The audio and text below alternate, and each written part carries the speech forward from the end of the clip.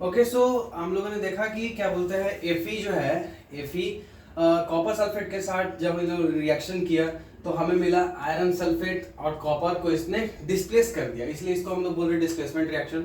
हमने देखा कि हम लोग एक और एग्जांपल कंसीडर किए कि हमने जिंक ले लिया और कॉपर सल्फेट का सॉल्यूशन लिया, तो हमने देखा कि जिंक ने भी कॉपर सल्फेट से कॉपर को डिस्प्लेस कर दिया।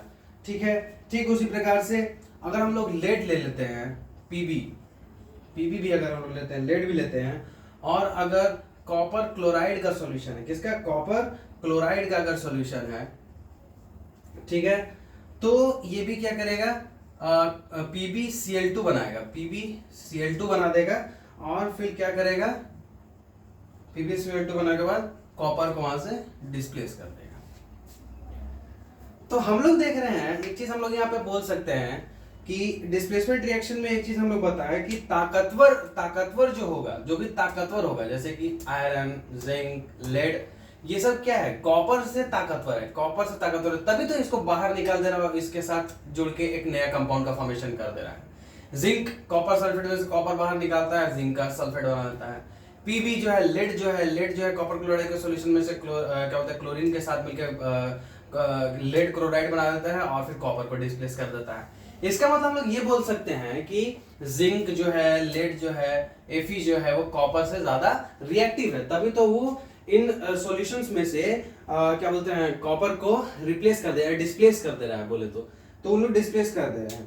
तो एक डिस्प्लेसमेंट रिएक्शन का एक बेसिक मेथोडोलॉजी जो होता है वो यही होता है कि जो हाईली रिएक्टिव मेटल होता है वो लेस रिएक्टिव मेटल को उसके मिक्सचर से डिस्प्लेस कर देता है, और खुद वहां पे जाके उससे रिएक्शन करके एक कंपाउंड का फॉर्मेशन कर लेता है जो कि और ज्यादा स्टेबल होता है। ठीक है, तो यही है हमारा डिस्प्लेसमेंट रिएक्शन। अब हम लोग आगे में बढ़ते हैं।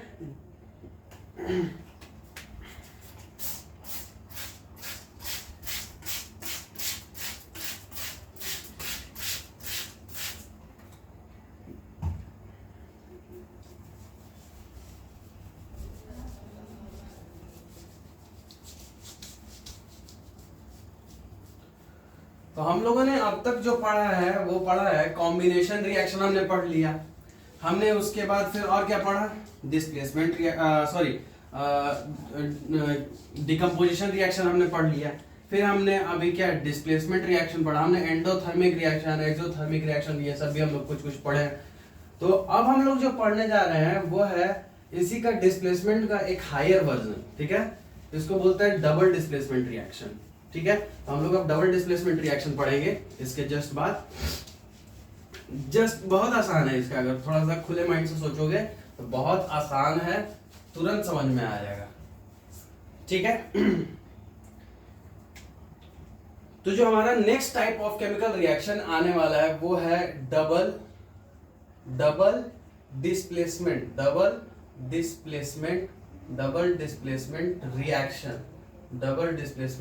रिएक्शन। हम लोग अब इसके बारे में पढ़ने वाले हैं, डबल डिस्प्लेसमेंट रिएक्शन। ठीक है, डबल डिस्प्लेसमेंट रिएक्शन। देखो इसमें क्या होता है, लेट से तुम सोडियम सल्फेट ले लो। ठीक है, एक एग्जांपल ले रहे हैं उसको समझने के लिए कि डबल डिस्प्लेसमेंट रिएक्शन आखिर दिखता कैसे है। तो एक तुम सॉल्यूशन ले लो सोडियम सल्फेट का। ठीक है, तुमने एक सोडियम सल्फेट का सॉल्यूशन ले लिया और उसे रिएक्शन करा दो बेरियम क्लोराइड के साथ। आपने उसे रिएक्ट कराया, आपको क्या मिलेगा, आपको मिलने वाला यहां से बेरियम का सल्फेट मिलेगा और आपको मिलेगा सोडियम क्लोराइड। ठीक है, ये आपको मिलेगा। बोले कि सर ये आप कर कैसे रहे हैं, वो तो हमको समझ में नहीं आ रहा है। अच्छा, मैं थोड़ा और इसको ऐसे थोड़ा आसान शब्दों में भी लिख देता हूं ताकि आपको पढ़ने में आसानी हो, क्योंकि अभी आप लोग उतना यूज टू नहीं हुए होंगे। सोडियम सल्फेट है, क्या है, सोडियम सल्फेट। ये क्या है, बेरियम क्लोराइड। ये क्या है, बेरियम सल्फेट। और ये क्या है, सोडियम क्लोराइड। ये क्या है, सोडियम क्लोराइड। ठीक है। तो हम देख रहे हैं कि सोडियम सल्फेट जो है उसको हम लोग बेरियम क्लोराइड के साथ रिएक्शन करा रहे हैं, तो हमें बेरियम सल्फेट मिल रहा है और सोडियम क्लोराइड मिल रहा है। आखिर ये रिएक्शन हमें बताना क्या चाह रहा है, आखिर ये रिएक्शन हमें बताना क्या चाह रहा है, आप ध्यान से देखो।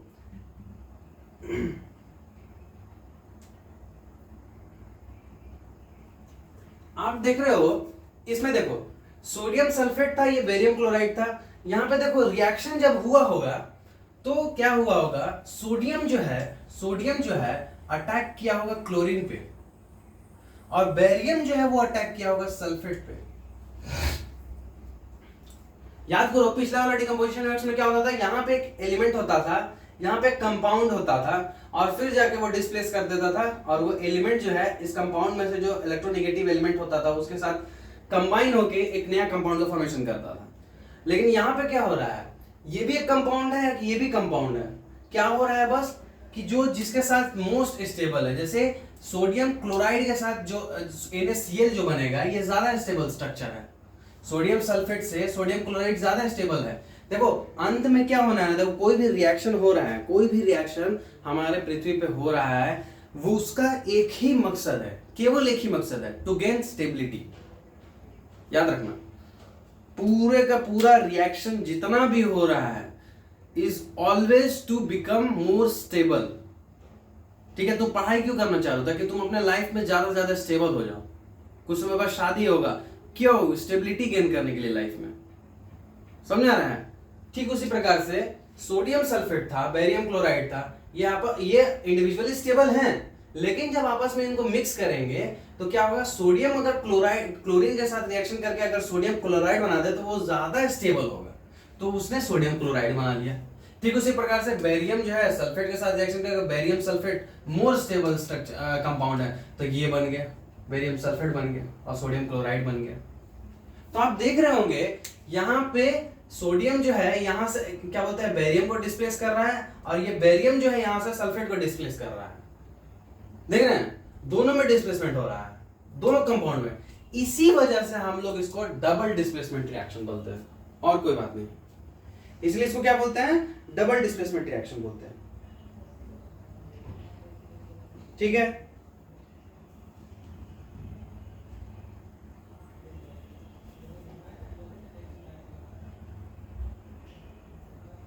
अब इसमें देखो एक और चीज होता है कि बहुत सारे ऐसे रिएक्शन हैं डबल डिस्प्लेसमेंट रिएक्शंस में, जिनमें क्या होगा कि तुमको प्रेसिपिटेट देखने को मिलेगा। क्या मिलेगा, प्रेसिपिटेट देखने को मिलेगा, प्रेसिपिटेट देखने को मिलेगा। एक नया वर्ड है तुम लोग के लिए, प्रेसिपिटेट देखने को मिलेगा। ये क्या होता है, ये एक तरह का मतलब ऐसे सॉलिड टाइप से, सॉलिड क्रिस्टल कंपाउंड जो होता है नीचे में बैठ जाता है किसी भी रिएक्शन में।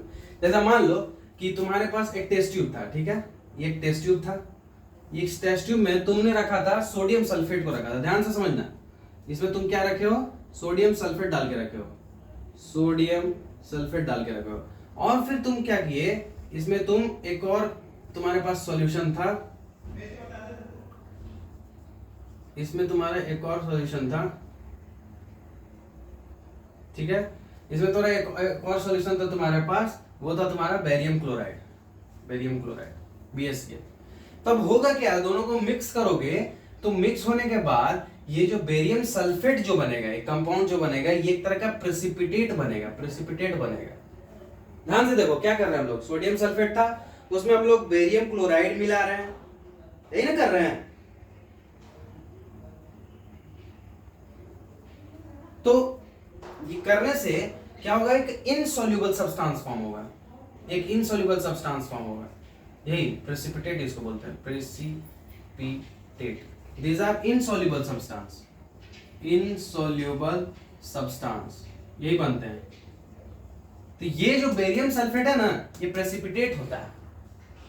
सोडियम क्लोराइड तो घुल गया होगा, लेकिन ये जो बेरियम सल्फेट है, बेरियम सल्फेट कहाँ गया, ये बेरियम सल्फेट जो है ये प्रेसिपिटेट की तरह बिहेव करेगा। प्रेसिपिटेट बेसिकली और कुछ नहीं होता है, जब दो केमिकल्स को मिलाया जाता है तो एक क्या बोलते हैं, स्लैग की तरह बोल दो या फिर सॉलिड सब्सटेंस की तरह वो बचा रह जाता है, वो सॉल्यूशन में मिक्स नहीं होता है, उसी को हम लोग प्रेसिपिटेट बोलते हैं। ठीक है, समझ में आया।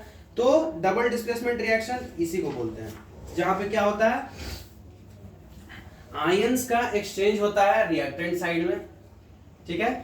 Highly reactive metal less reactive metal को डिस्प्लेस करता है ताकि ज्यादा से ज्यादा स्टेबल कंपाउंड बनाया जा सके, नथिंग एल्स। समझ में आया सबको? ठीक है, चलो नेक्स्ट पढ़ते हैं। तो अब तक हमने बहुत सारा चीज पढ़ा टाइप्स ऑफ रिएक्शंस में, यही टाइप्स ऑफ रिएक्शंस थे, ठीक है।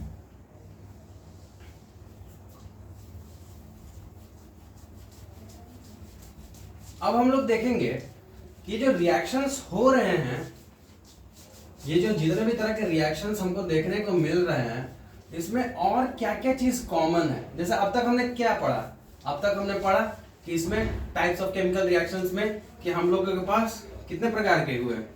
एक सबसे पहला कॉम्बिनेशन रिएक्शन हो गया, दूसरा क्या हो गया, डिकम्पोजिशन रिएक्शन हो गया, तीसरा क्या हुआ, डिस्प्लेसमेंट रिएक्शन हो गया, चौथा क्या हुआ, डबल डिस्प्लेसमेंट रिएक्शन हो गया। और कुछ रिएक्शंस की बात की जाए तो एंडोथर्मिक रिएक्शन भी हम लोग पढ़े, हम लोग क्या पढ़े, एक्सोथर्मिक रिएक्शन भी पढ़े। समझ में आ रहा है?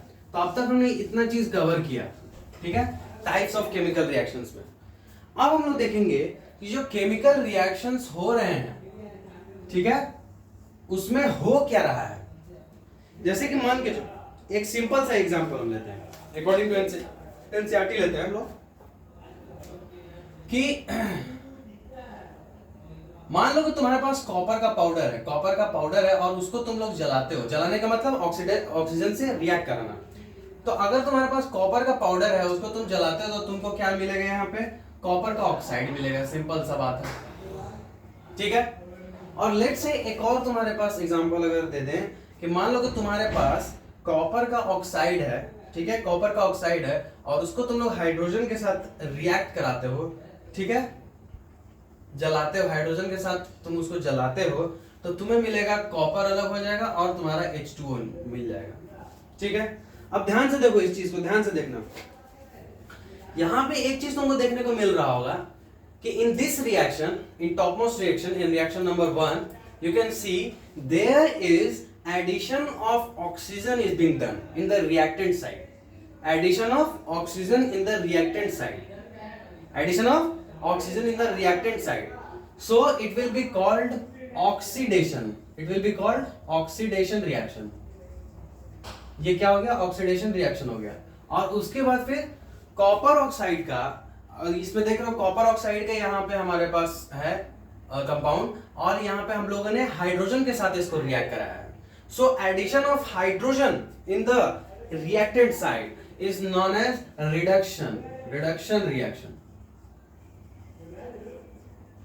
मैंने क्या बोला, addition of oxygen in a chemical reaction, it is termed as oxidation reaction, ठीक है। ऑक्सीजन अगर ऐड हो रहा है, ऑक्सीजन अगर ऐड हो रहा है, यानी कि ऑक्सीजन अगर ऐड हो रहा है तो हम लोग उसको ऑक्सीडेशन बोल रहे हैं, ठीक है। यानी कि जहां से ऑक्सीडेशन हट रहा होगा उसको हम लोग क्या बोलेंगे, रिडक्शन बोल देंगे। या फिर एक और लफ्जों में क्या बोले कि अगर तुम्हारा हाइड्रोजन अगर जुड़ रहा है, हाइड्रोजन क्या जुड़ रहा है, तो उसको क्या हम लोग बोल रहे हैं, रिडक्शन बोल रहे हैं। क्या बोल रहे हैं, हाइड्रोजन अगर जुड़ रहा है तो इसका मतलब हाइड्रोजन घट रहा है जहां से, उसको हम लोग ऑक्सीडेशन बोलेंगे। तो in the terms of oxygen addition और oxygen removal, hydrogen addition and hydrogen removal, we can bifurcate the reaction as oxidation reaction and reduction reaction। हम लोग यहाँ पे देख सकते हैं कॉपर में हम लोगों ने ऑक्सीजन के प्रेजेंस में उसको जलाया, यानी कि जलाया। देखो कभी भी किसी कंपाउंड को, किसी भी एलिमेंट को जलाने की बात हो रही है, बर्निंग की बात हो रही है, इसका मतलब सीधा सीधी बोला जा रहा है कि ऑक्सीजन के साथ उसको रिएक्ट करा दो। तो हमने कॉपर के साथ ऑक्सीजन को रिएक्ट कराया, तो हम जो भी हम लोगों ने जलाया उसको, तो हमें कॉपर ऑक्साइड मिला, उसको बोलते हैं ऑक्सीडेशन रिएक्शन, यानी कि ऑक्सीजन का एडिशन हो रहा है वहां पे।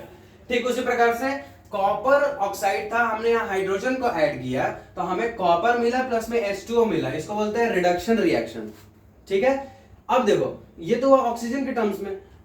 अब हम लोग हाइड्रोजन के टर्म्स में अगर देखें तो यहाँ पे हम लोग क्या बोल सकते हैं कि जहां पे हाइड्रोजन जहां से निकल रहा होगा, जहां पे हाइड्रोजन हट रहा होगा, ठीक है, उसको हम लोग ऑक्सीडेशन बोलेंगे, ठीक है। और यहाँ पे क्या बोलेंगे, जहां पे ऑक्सीजन हट रहा होगा उसको हम लोग रिडक्शन रिएक्शन बोलेंगे।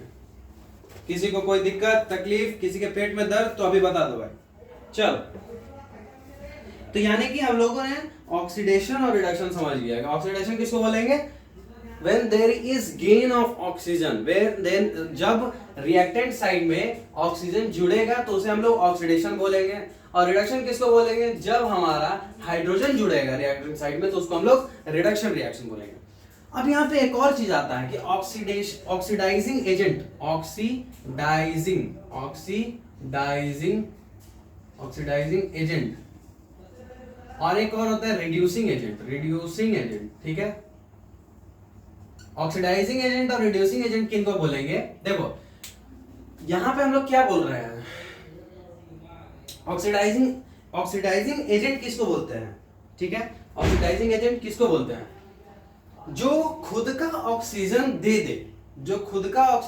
दे दे, यानी कि खुद जो रिड्यूस हो रहा है वही तुम्हारा ऑक्सीडाइजिंग एजेंट है। यानी कि इस रिएक्शन में अगर देखा जाए तो ये देखो कॉपर ऑक्साइड जो है अपना ऑक्सीजन दे रहा है, तो हम लोग उसको क्या बोलते हैं, ऑक्सीडाइजिंग एजेंट। इसमें कौन, कॉपर ऑक्साइड जो हो गया वो ऑक्सीडाइजिंग एजेंट की तरह बिहेव करेगा। समझ में आ रहा है, जो अपना ऑक्सीजन दे, ठीक है, जो अपना ऑक्सीजन दे यानी कि खुद रिड्यूस हो जाए। जो ऑक्सीजन दे देगा, ऑक्सीजन जिसमें माइनस होगा उसको क्या बोल, रिडक्शन, यानी कि जो खुद रिड्यूस हो रहा है उसको हम लोग क्या बोलते हैं, ऑक्सीडाइजिंग एजेंट, ठीक है। और जो खुद ऑक्सीजन को गेन कर ले उसको हम लोग क्या बोलेंगे, रिड्यूसिंग एजेंट। ये देखो ऑक्सीजन गेन कर रहा है, ये रिड्यूसिंग एजेंट हुआ। समझ में आया यहां तक। तो ऑक्सीडेशन रिएक्शन और रिडक्शन रिएक्शन के बारे में कोई पूछेगा तो बता दोगे, सिंपल सा एकदम, ऑक्सीजन और हाइड्रोजन के बेसिस पे तुम लोग बोल सकते हो, ठीक है। एक और बेसिस पे हम लोग कंक्लूड करते हैं कि अगर कोई पूछ दे तो ऐसे ही पूछ सकते हो इलेक्ट्रॉन के फॉर्म में, कि अगर लॉस ऑफ इलेक्ट्रॉन हो रहा है, लॉस ऑफ इलेक्ट्रॉन भी हो रहा है तो उसको भी ऑक्सीडेशन बोलते हैं, और गेन ऑफ इलेक्ट्रॉन हो रहा है तो उसको रिडक्शन बोलते हैं। ये क्या होता है, इलेक्ट्रॉन से भाषा में हो गया। देखो हम लोग तीन तरीके से बाइफरकेट कर रहे हैं, ऑक्सीडेशन, रिडक्शन, इस सबको। ऑक्सीडेशन हम किसको बोल रहे हैं, जिसमें ऑक्सीजन का एडिशन हो, ऑक्सीजन जिसमें ऐड हो रहा हो, या फिर हाइड्रोजन वहां से हट रहा हो, या फिर इलेक्ट्रॉन्स जो है वहां से हट रहे हो, तो उसको हम क्या बोलेंगे, ऑक्सीडेशन, ठीक है। लेकिन ऑक्सीजन अगर हट रहा है, हाइड्रोजन ऐड हो रहा है, या फिर इलेक्ट्रॉन ऐड हो रहा है तो उसको हम लोग रिडक्शन रिएक्शन बोलेंगे। किसी को कोई दिक्कत तकलीफ बता दो। अच्छा, एक और चीज, मान लो कॉपर ऑक्साइड था, उसमें तुमने हाइड्रोजन से इसे रिएक्ट कराया है तो तुम्हें Cu मिला प्लस H2 मिला। एक सिंपल सा रिएक्शन है, ठीक है। यहां पे तुम देखो,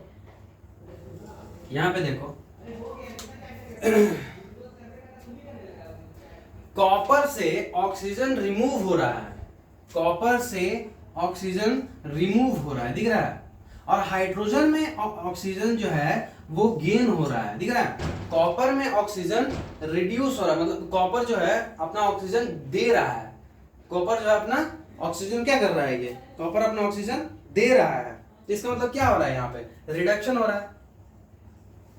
ऑक्सीजन दे रहा है इसका मतलब रिडक्शन प्रोसेस हो रहा है यहाँ पे। लेकिन देखो यहाँ पे हाइड्रोजन है, हाइड्रोजन में ऑक्सीजन जुड़ रहा है तो ये ऑक्सीडेशन हो रहा है, ऑक्सीडेशन।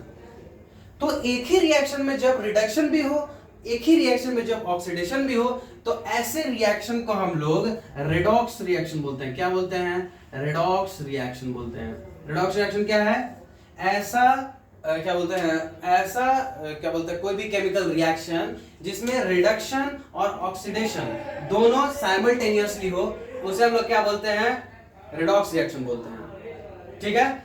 जैसे कि यहाँ देख लो, कॉपर को ऑक्सीजन के साथ रिएक्ट करा रहे हैं तो हम लोग का कॉपर ऑक्साइड बना रहा है, ठीक है। कॉपर का ऑक्सीजन के साथ रिएक्शन करा रहे हैं तो यहाँ पे कॉपर ऑक्साइड बना रहा है। तो यहाँ पे देख रहे हो तो केवल क्या हो रहा है, ऑक्सीजन यहाँ पे गेन हो रहा है, तो ये केवल ऑक्सीडेशन हो रहा है। लेकिन यहाँ पे क्या हो रहा है, ऑक्सीडेशन भी हो रहा है, रिडक्शन भी हो रहा है, तो इसको क्या बोल रहे हैं हम लोग, रेडॉक्स रिएक्शन बोल रहे हैं, ठीक है।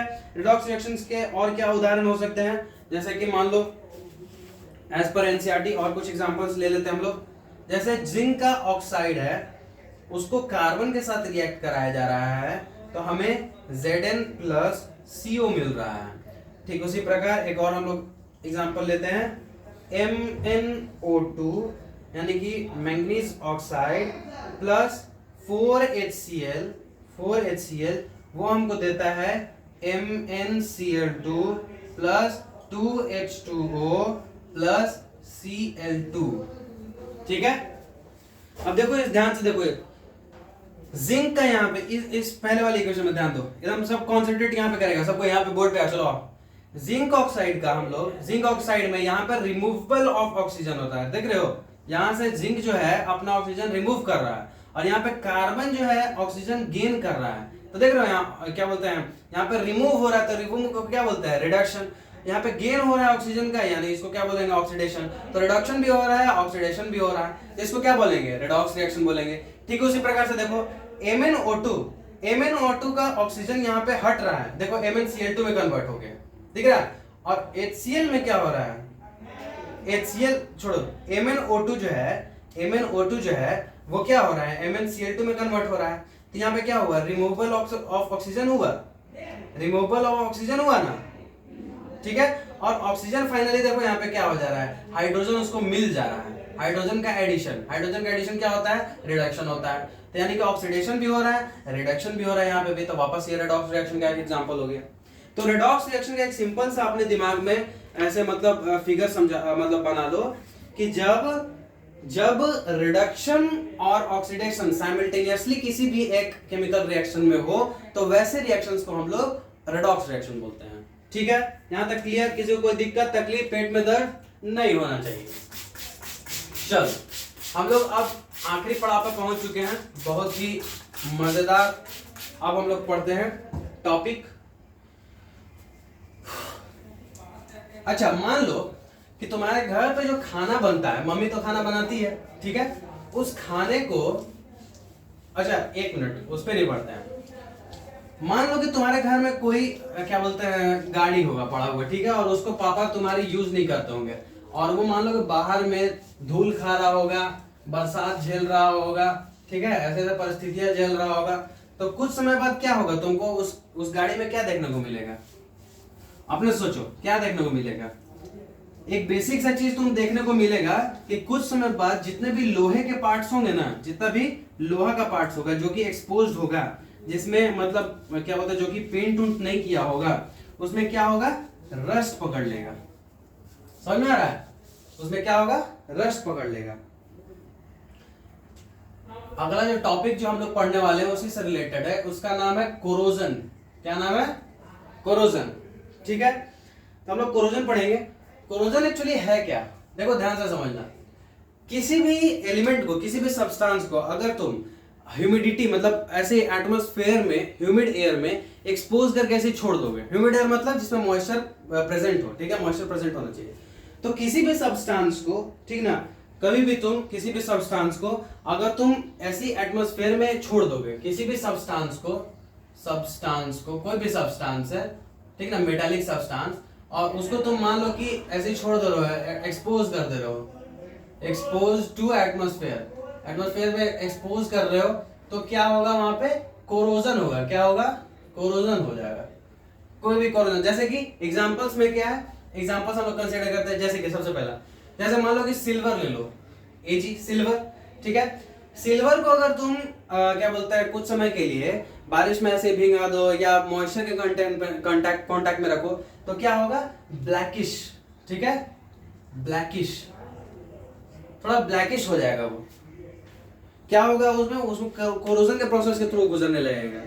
समझ आ रहा है, सिल्वर का ऑक्साइड उस पर फॉर्म होने लगेगा। ठीक उसी प्रकार से कॉपर है, कॉपर को अगर तुम ऐसे छोड़ दोगे तो क्या होगा, वो ग्रीन कलर में कन्वर्ट होने लगेगा, उसमें ग्रीन कलर का क्या होता है, कोरोजन होने लगेगा। ठीक है, और मान लो कि Fe आयरन को तुम छोड़ दोगे तो वो क्या हो जाएगा, ब्राउन कलर में कन्वर्ट होने लगेगा। समझ में आ रहा है, ये क्या हो रहा है, कोरोजन हो रहा है। और ये जो आयरन में होता है इसको हम लोग रस्टिंग भी बोलते हैं, रस्टिंग सुने होंगे वर्ड तुम लोग, रस्टिंग। ठीक है, हम क्या बोले, कोरोजन किसको बोलते हैं, when a metal is attacked by substances around it such as moisture, acids it is said to corrode and the process is called corrosion. जब आपस के जो आसपास के जो एटमॉस्फेयर में जो भी मॉइस्चर है, जो भी एसिड है, क्या क्या बोल रहे हैं, देखो दो चीज बोल रहे हैं, मॉइस्चर और एसिड्स, एसिड, तो इनके कांटेक्ट में आने से जो सब्सटेंस है मेरा, उनमें अगर हमको कोरोजन क्या बोलते हैं, कोरोड होने लगता है, वो ऊपर वाला जो सतह होता है ना, ऊपर वाला, जैसे मान लो कि ये एक मेटल था, ये एक मेटल था, तो जब छोड़ दोगे तो क्या होगा, ऊपर वाला जो सरफेस होगा वो धीरे धीरे धीरे धीरे कोरोड होने लगेगा और कुछ इस प्रकार का हो जाएगा। समझ आ रहा है? कोरोड होने लगेगा। देखो सरफेस कैसे अनइवन होते जा रहा है, तो कोरोड होने लगता है, मतलब छिलते जाता है, कमजोर होने लगता है वो चीज, तो इसी को बोलते हैं कोरोड होना, और इसी प्रोसेस को हम लोग बोलते हैं कोरोजन। समझ में आया? ठीक है। अब मुझे एक बात बताओ, मान लो एक और नया टॉपिक है, मान लो इसको इस तरीके से समझेंगे, रेंसिडिटी है, ठीक है टॉपिक। मान लो कि तुम्हारे घर पे जो भी खाना बचता है, ठीक है, मान लो कि जो भी तुम्हारा घर में खाना बनता है, जो भी बचता है, अगर उसको तुम लोग लंबे समय तक के लिए घर में ऐसे छोड़ दो, ठीक है, लंबे समय तक के लिए ऐसे छोड़ दो, एक्सपोज कर दो, तो क्या होगा, बासी हो जाएगा। अच्छा, बासी चावल तुम लोग में से कितना खाए हो? बासी चावल खाया हो ना? बासी चावल खाया जाता है। अच्छा, लेकिन मान लो कि जो भी फैट और ऑयल वाला जितना भी सब्सटेंस है, अगर उसको छोड़ दो लंबे समय तक के लिए, तो क्या होगा? सबसे पहला कलर में चेंजेस मिलेगा तुमको, वो क्या बोलते हैं, थोड़ा स्मेल जो होगा, जो उसका ऑर्डर होगा वो बहुत ज्यादा थोड़ा गंदा स्मेल करने लगेगा, खराब हो जाएगा, बेसिकली खाना खराब हो जाएगा। तो क्या हो रहा है वहां पे एक्चुअली हो क्या रहा है, जब फैट्स और ऑयल जो ऑक्सीडाइज होता है, ठीक है, जितना भी फैट्स ऑयल ये सब जब ऑक्सीडाइज हो जाते हैं ना, ऑक्सीडाइज हो जाते हैं, तो ये रेंसिडिटी शो करते हैं। क्या होता है? रेंसिड हो जाता है, रेंसिडिटी शो करते हैं। क्या हो जाता है? ये खाना खराब हो जाता है, स्मेल जो है वो आने लगेगा, इसमें क्या होगा, स्मेल जो है वो क्या बोलते हैं, खराब आएगा, टेस्ट जो है वो खराब आएगा। समझ में आ रहा है? ये सब सारी चीज होगा। तो इनसे बचने के लिए हम लोग क्या करते हैं, रेंसिडिटी क्या प्रोसेस हुआ, समझ में आ रहा है? रेंसिडिटी क्या प्रोसेस हुआ कि जब फैट और ऑयल को ऐसे ही एक्सपोज कर दोगे, ऐसे तुम लोग एक्सपोज कर दोगे, तो क्या होगा, वो जो फैट्स और ऑयल जो है वो ऑक्सीडाइज हो जाएंगे, ठीक है, और फिर रेंसिडिटी शो करने लगेंगे। रेंसिडिटी मतलब स्मेल आने लगेगा, टेस्ट खराब हो जाएगा खाने का, ठीक है। तो इससे बचने के लिए क्या किया जाता है, इससे बचने के लिए क्या कर सकते हैं हम लोग क्या कर सकते हैं, एंटीऑक्सीडेंट्स मिला सकते हैं। सबसे पहला क्या कर सकते हैं हम लोग, प्रिवेंशन के लिए हम लोग क्या कर सकते हैं, हम लोग एडिशन ऑफ एंटीऑक्सीडेंट कर सकते हैं, एंटीऑक्सीडेंट्स कर सकते हैं, ठीक है, एंटीऑक्सीडेंट्स ऐड कर सकते हैं। और क्या कर सकते हैं हम लोग, रेंसिडिटी को प्रिवेंट करने के लिए हम लोग नाइट्रोजन गैस का मतलब पैकेजिंग कर सकते हैं। जैसे तुम लोगों ने लेज खाया होगा, ठीक है, लेज जब खाते हो तो लेज में क्या होता है, लेज के अंदर जो होता है देखोगे बहुत कम चिप्स होता है, देखोगे बहुत कम चिप्स होता है, और बहुत ज्यादा हवा भरा होता है। तो वो कौन सा हवा होता है, नाइट्रोजन गैस होता है, ठीक है। तो क्या होता है, हम लोग क्या कर सकते हैं, उस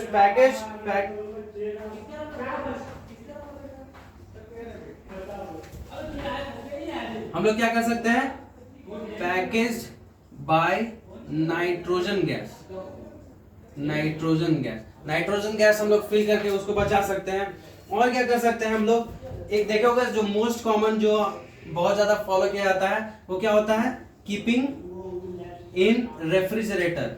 हम लोग क्या कर सकते हैं, रेफ्रिजरेटर में उसको रख सकते हैं, रेफ्रिजरेटर में डालोगे तो भी अच्छा रहेगा, ठीक है। और क्या कर सकते हो, क्या बोलते हैं, कीपिंग अवे फ्रॉम सनलाइट, ठीक है, कीपिंग अवे फ्रॉम सनलाइट से दूर रख सकते हैं उसको, सनलाइट से भी दूर रखोगे तब भी तुम्हारा खाना खराब उतना जल्दी नहीं होगा। और क्या होता है, क्योंकि तुम देखोगे ठंडा में खाना जो होता है वो बहुत लेट से खराब होता है इन कंपैरिजन टू गर्मी में बहुत जल्दी खाना खराब हो जाता है। और क्या कर सकते हो, एयर टाइट कंटेनर में तुम रख सकते हो, एयर टाइट कंटेनर में तुम लोग रख सकते हो। देखते होगे मम्मी जो है अचार का, देखती हो अचार जब उन लोग अति करते हैं तो अचार को कितना तरीके से ग्लास में अच्छी तरीके से प्रिजर्व करके रखते हैं, पता है ना। तो ये तरीके हैं, हम लोग क्या कर सकते हैं, एंटीऑक्सीडेंट्स को ऐड कर सकते हैं। दूसरा हम लोग क्या कर सकते हैं, नाइट्रोजन गैस का फिलिंग कर सकते हैं, जैसा लेज वगैरह चिप्स वगैरह में होता है। फिर हम लोग उसको रेफ्रिजरेटर में डाल सकते हैं, या फिर हम लोग सनलाइट से उसको दूर रख सकते हैं, और हम लोग क्या कर सकते हैं, एयर टाइट कंटेनर में हम लोग उसको रख सकते हैं। तो हमारा रेंसिडिटी को हम लोग प्रिवेंट कर लेंगे। प्रिवेंट नहीं करने मतलब कुछ लंबे समय तक उसको मतलब रखता, ऐसा नहीं है कि खाना आज पका है और 100 साल बाद खाएंगे आराम से, इन इन इन इन इन प्रोसेस को फॉलो करके, ऐसा कोई बात नहीं है। हाँ ये है कि लंबे समय तक हम लोग उसको प्रिजर्व कर सकते हैं, लेकिन उसका भी एक्सपायरी डेट होता है। लेस खाओ तो उसका एक्सपायरी डेट है ना। तो चलो यही चैप्टर था, हम लोगों ने बहुत अच्छे से कंप्लीट किया। जो भी तुम लोग का डाउट होगा, देखो सेशंस काफी लंबे हम मान रहे हैं, लेकिन अभी हम ब्रीफली में पढ़ रहे हैं, अभी अपने पास समय है, जितना ब्रीफली में पढ़ो उतना ज्यादा बेहतर है। हम बोलेंगे एनसीईआरटी एक बार जरूर रीडिंग मारना, मेरे लेक्चर्स को देखने के बाद एक बार स्टोरी की तरह पढ़ लेना, पूरा का पूरा दिमाग में रिकॉल हो जाएगा। कुछ भी अलग से पढ़ने की जरूरत नहीं है, कुछ भी अलग से पढ़ने की जरूरत नहीं है, ठीक है। जो भी हमको देना था, हम एनसीईआरटी अदर बुक्स का भी सहारा ले रहे हैं, एशियन, ओसवाल, ये सब बहुत सारे जगह से सहारा ले रहे हैं, तब जाकर तुम्हें ये मटेरियल हम प्रोवाइड कर रहे हैं, ठीक है। तो ट्रस्ट करो, इससे बाहर का क्वेश्चन तुम्हें नहीं मिलेगा, इसलिए पढ़ाई पे ध्यान दो। और मिलते हैं नेक्स्ट चैप्टर में। ये भी केमिस्ट्री हुआ है, कुछ और चैप्टर्स में भी आएंगे। इसी तरह से मजा करते हुए एकदम अच्छे से हम लोग को पढ़ना है, ठीक है। चलो मिलते हैं, बाय।